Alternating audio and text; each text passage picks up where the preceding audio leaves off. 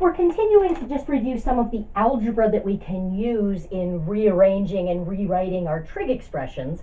We're almost at the point where we're ready to start using these skills to prove some trig identities. Right now, I've got these two expressions up here on the board, and they're in factored form. They're written as multiplication problems, and we're asked to do the multiplication. So here, I've got sine x that has just one term, but it's being multiplied by the subtraction problem, a difference of two terms, and of course, we just distribute. So I would get sine x times cosine x minus 2 sine squared x. Now, which of these versions is simpler? It really depends what I'm trying to do. In some cases, this is going to be simpler, and in some cases, this is going to be simpler. So we want to sort of look at what we have, figure out what we're trying to do, and decide what's going to be simpler. Okay. Here, we're just being told to do the multiplication. In the next video, we're going to review how to undo the multiplication to take something that's fully multiplied out like this and factor it to get it into that factored form.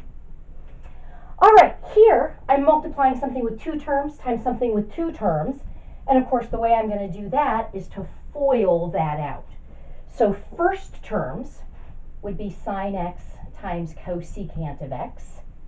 Outsides would be minus sine x times cotangent x. Insides would be plus tan x times cosecant x.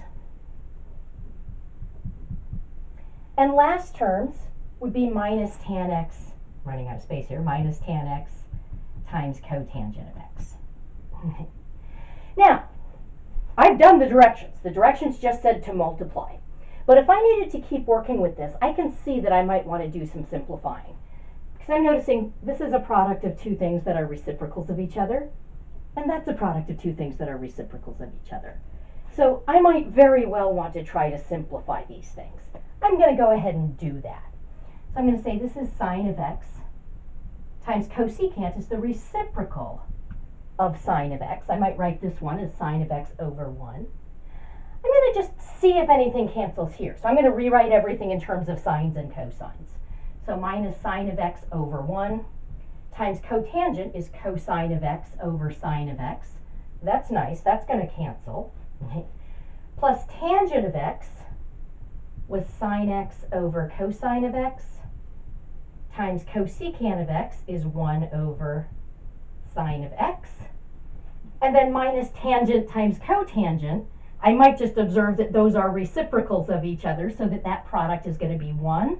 Or I could write it as sine x over cosine x times cosine x over sine x. Again, not necessary if you noticed that that was already 1. But now notice here, these guys cancel because those were reciprocal, so I get 1. Minus, here the sines cancel, so minus cosine of x. Here the sines cancel, so plus 1 over cosine of x. And here everything cancels. The sines cancel, the cosines cancel. So this is minus 1.